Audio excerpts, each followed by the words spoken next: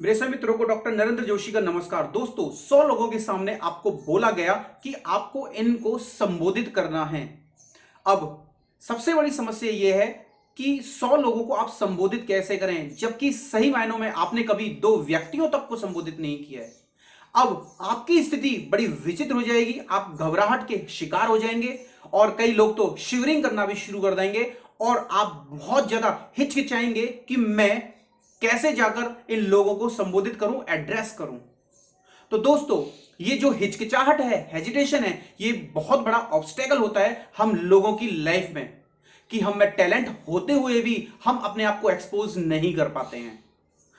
अब सबसे बड़ी बात यह है कि इस सिचुएशन को हैंडल कैसे किया जाए। यहां मुझे इंस्टेंट सॉल्यूशन की आवश्यकता है। बड़ी बड़ी बातें बाद में, यहां पर मुझे इंस्टेंट सॉल्यूशन चाहिए कि अब मैं इस सिचुएशन को कैसे हैंडल करूं। तो दोस्तों, यहां पर 2 महत्वपूर्ण बातें आपको दिमाग में लानी है जब भी आपके साथ इस तरीके की सिचुएशन हो।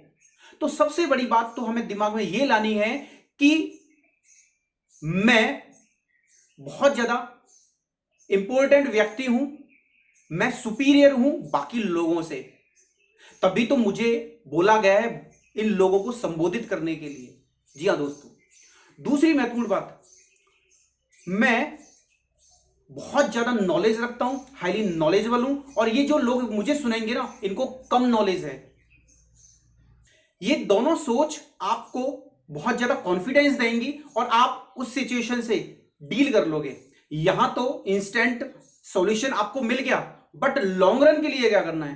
तो लॉन्ग रन के लिए हमें कुछ चीजों के लिए ध्यान रखना पड़ेगा। सबसे महत्वपूर्ण बात तो यह है कि आपको अपने इंट्रोवर्ट नेचर को एक्सट्रोवर्ट नेचर में कन्वर्ट करना होगा।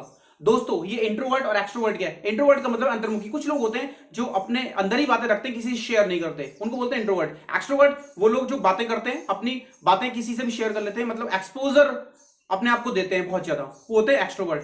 तो आप ये करें कैसे? करने का तरीका यह है कि सिंपली आप कोई भी टॉपिक है उसके ऊपर डिस्कस करना शुरू करें अपने घर वालों से, अपने रिश्तेदारों से, अपने दोस्तों से।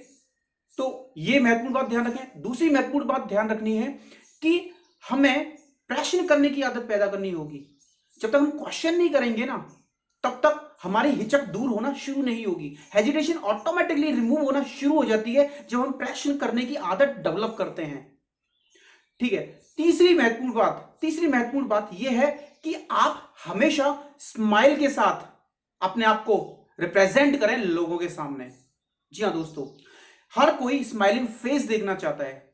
चौथी महत्वपूर्ण बात वो ये है कि आप अपनी नॉलेज को बहुत ज्यादा बढ़ाएं, तभी आपकी हेजिटेशन भी दूर होगी। क्योंकि जब हेजिटेशन होता है वो उस स्थिति में पैदा होता है जब आप में कंफ्यूजन रहता है, आप में कॉन्फिडेंस नहीं रहता। कंफ्यूजन किस चीज को लेकर? नॉलेज को लेकर। जब आप नॉलेज लेते हैं और उसमें नॉलेज में कुछ भी भ्रांतियां आपको मिलती है तो आप कंफ्यूज हो जाते हैं, तो लोगों के सामने आप अपने आप को एक्सपोज नहीं कर पाते। तो दोस्तों, हेजिटेशन को दूर करने की ये टेक्निक्स लॉन्ग रन में काम करती हैं और इनको हमें प्रैक्टिस करते रहना होता है। डॉक्टर नरेंद्र जोशी से जुड़े रहने के लिए आपका बहुत बहुत धन्यवाद।